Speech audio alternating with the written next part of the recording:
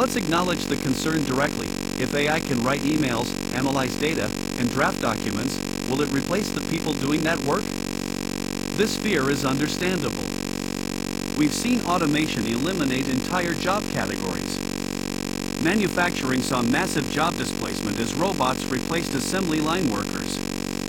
Retail saw checkout clerk positions disappear as self-service kiosks proliferated.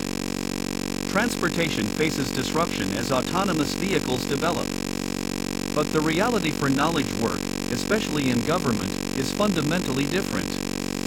The work government employees do requires judgment, context, stakeholder management, and accountability, things AI cannot and should not replace.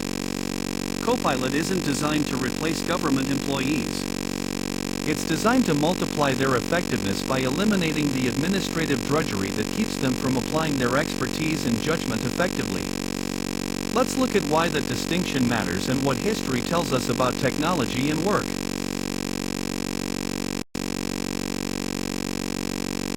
There's a critical difference between automation and augmentation that determines how technology impacts jobs. Automation replaces human judgment with algorithms.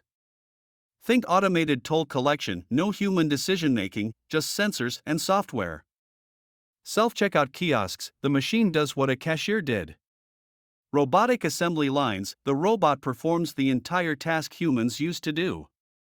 Augmentation enhances human capability while keeping the human in control. Think GPS navigation, you still drive, but you navigate better. Spell check, you still write, but you catch errors faster. Search engines, you still evaluate information, but you find it more efficiently. Copilot is augmentation, not automation. It doesn't make decisions, it helps humans make better decisions faster. It doesn't approve grants or adjudicate cases or set policy. It helps the expert do their work with less friction. The human provides context, judgment, expertise, and accountability. Copilot provides research assistance, draft generation, administrative support, and information synthesis. This isn't semantic hair-splitting. It's a fundamental architectural difference in how the technology is designed and deployed.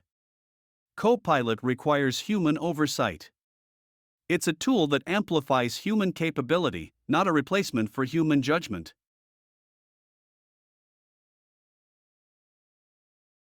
When spreadsheets were introduced in the 1980s, people predicted the end of accounting jobs. Spreadsheets could do calculations instantly that previously required hours of manual work. What actually happened? The number of accountants grew. Why? Because spreadsheets made financial analysis faster and cheaper, so businesses did far more analysis. The nature of accounting work changed, less manual calculation, more strategic advising, but demand for accountants increased. When email arrived, people predicted the end of administrative assistance. Who needs someone to manage physical mail and type memos when everyone has email? What actually happened? The role evolved to higher value work, strategic coordination, stakeholder management, project oversight, executive support that requires judgment and relationship skills. Administrative assistants who adapted thrived. The pattern: technology tends to eliminate tasks, not jobs. Jobs are bundles of tasks. When tedious tasks are eliminated, humans shift to higher value work. In government specifically, we've never had enough capacity to meet mission demands. The backlog of FOIA requests, grant applications, benefits processing, compliance reviews, measured in months or years for many programs. Copilot doesn't eliminate the need for people.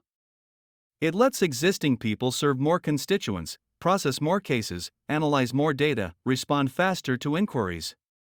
The work doesn't go away, the administrative friction does.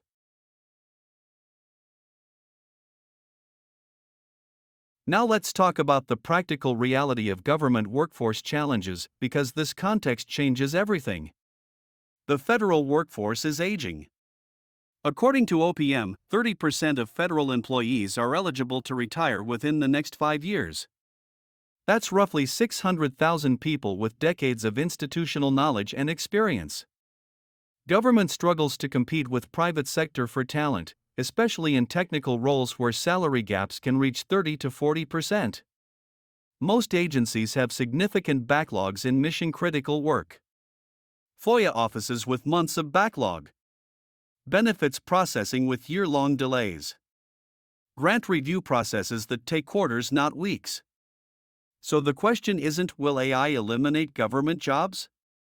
The question is, how will government deliver mission outcomes with 30% fewer experienced employees? Copilot is a workforce multiplier in an environment where we desperately need to do more with less. This isn't about cutting headcount, it's about serving the public effectively despite demographic realities and budgetary constraints. When experienced analysts retire, their replacements need to get productive faster. Copilot helps by surfacing institutional knowledge, accelerating research, and reducing the learning curve. When agencies face hiring freezes but mission demands grow, productivity tools become essential, not nice to have, essential.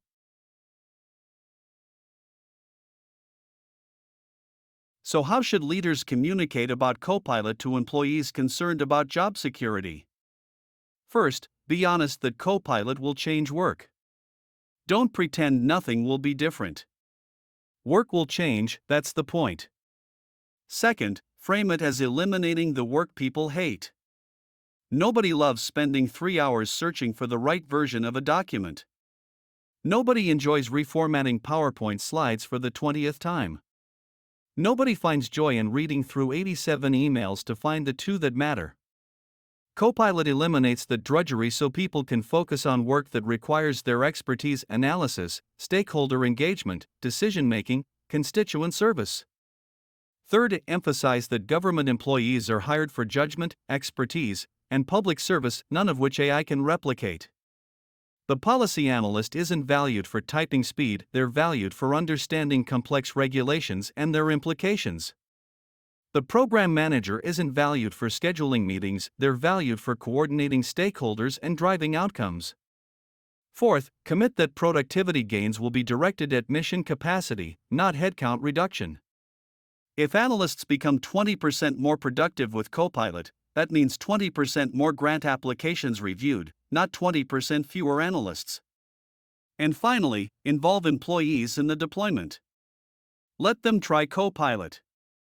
Let them discover that it makes their work more satisfying, not more precarious. The best advocates for Copilot are users who've experienced how it eliminates the annoying parts of their job.